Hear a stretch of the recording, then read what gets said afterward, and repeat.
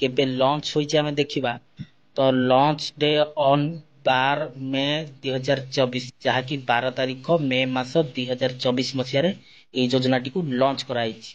ଏହି ସୁଭଦ୍ରା ଯୋଜନାଟାକୁ ଯଦି ଆମେ ଦେଖିବା କେଉଁମାନେ ୟୁଟିଲାଇଜ କରିପାରିବେ ତ main objective to empower women ଯାହାକି ବିବାହିତା ସ୍ତ୍ରୀ ଲୋକମାନେ ହିଁ ଏହି ଯୋଜନା ପାଇଁ ଉପଯୁକ୍ତ ହୋଇପାରିବେ।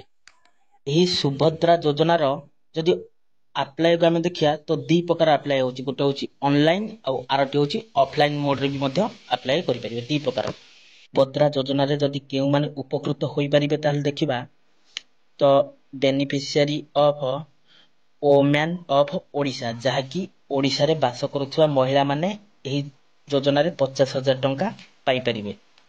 ସୁଭଦ୍ରା ଯୋଜନାର ବେନିଫିଟ୍ କି ଯଦି ଆମେ ଦେଖିବା financial aid to women on Odisha 50,000 voucher जहाँकि 50,000 टंकार भाउचर विवाहिता महिला मानक ही दिया जाई परिबो। तो दर्शक बंधु वर्तमान चलंतु देखिबा एही सुभद्रा योजना को केउ माने अप्लाई करि परिबे। दर्शक बंधु एही सुभद्रा योजना टी को जेउ माने अप्लाई करिवे तो से माने आवेदनकारी निश्चिंत भाबरे ओडिशा राज्य रे होइथिबा एकांत आवश्यक जहाँकि ओडिशा रे बास करथिबा निहाती दरकार। सुभद्रा योजना रे यदि आपण फॉर्म भरिबाकू चाहुछंती ऑनलाइन रे हो कि ऑफलाइन रे तो आपण मानकू अनुरोध कि एही सुभद्रा योजना अधीन केवल विवाहिता स्त्री लोक माने ही आवेदन करि परिबे जहाँकि अविवाहित स्त्री लोक माने केबे भी कि बाडुओ जियो माने एही योजना रे उपकृत होई परिबे नै कि फॉर्म भरि परिबे नाही।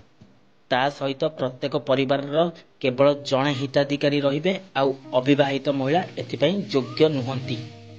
आमे एही सुभद्रा योजना रे महिला मानकर बयस को देखिबा ताहाले 23 वर्ष ठारू आरंभ करी 59 वर्ष मध्ये होइतिबा आवश्यक जहाँकि 23 टू 59 कि 23 वर्ष रो कमिले हबनी आ 59 वर्ष बयस रो अधिक हेले हबो नै आरि मझिरे रहबा एकांत आवश्यक जहाँकि 23 वर्ष रो कमिले हबनी आ 59 जहाँकि 59 वर्ष रो अधिक हेले हबो नै आ मझिरे रहबा निहाती आवश्यक।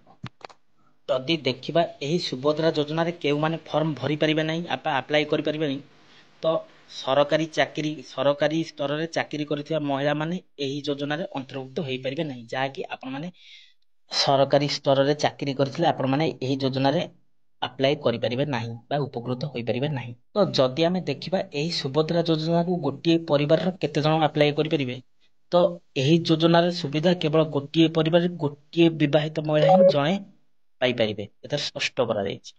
तो दर्शक बंधु एही योजना को अधिक रूपे सुचारू करै सरकार व्यवस्था अंतर्गत अंगनवाड़ी कर्मी संख्या वृद्धि मध्य करा जिवो बोली एता स्पष्ट करा जायछि जहाँकि एही योजना रे अंगनवाड़ी संख्या बहुत वृद्धि करा जिवो। तो दर्शक बंधु एही सुभद्रा योजना टी को आमे ऑनलाइन हो कि ऑफलाइन माध्यम रे अप्लाई करै पई कोन सब डॉक्यूमेंट लागिबो आसंतु आमे जानि नबा।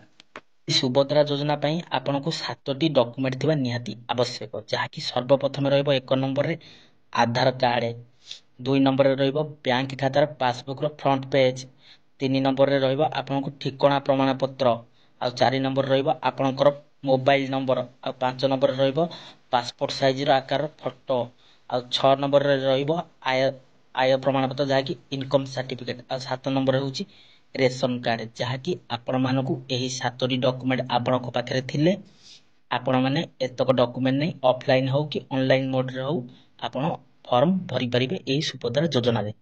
तो दर्शक बंधु एही सुभद्रा योजना को आमे जदि केबे अप्लाई करबा अप्लाई तारिख देखिबा तो एपर्यंत किछि सूचना आसी नै कि वेबसाइट डेडलाइन लॉन्च होई नै तो जहाँ यथा संभव जना पड़ुची अगस्त मास ठारू एही सुभद्रा योजना अप्लाई आरंभ होइछ। तो आमे कहबा कथा कि आपण माने या पूर्व एही 7टी जाक डॉक्यूमेंट आपण माने एकाठी करी रखंतु बे एही सुभद्रा स्कीम रे अप्लाई आरंभ होबो आपण माने तुरंत एही डॉक्यूमेंट दे अप्लाई करि नेबे ताहाले आपनको घरे थिबा महिला माने 50,000 टकार गिफ्ट वाउचर महिला माने अति सहज रे पाई परिबे।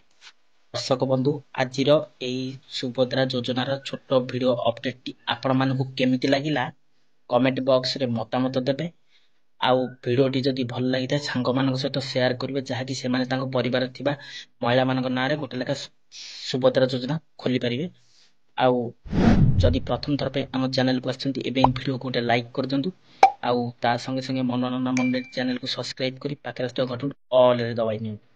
तो आजिर वीडियोटा को आम एठी शेष करिबा। ପୁଣି ଦେଖା ହେବା ନେକ୍ସଟ ଏକ ଏପିସୋଡ। ସେ ପର୍ଯ୍ୟନ୍ତ ବିଦାୟ ଦିଅନ୍ତୁ। ରହୁଛି। ନମସ୍କାର। Take care. Bye bye. ଜୟ ଜଗନ୍ନାଥ।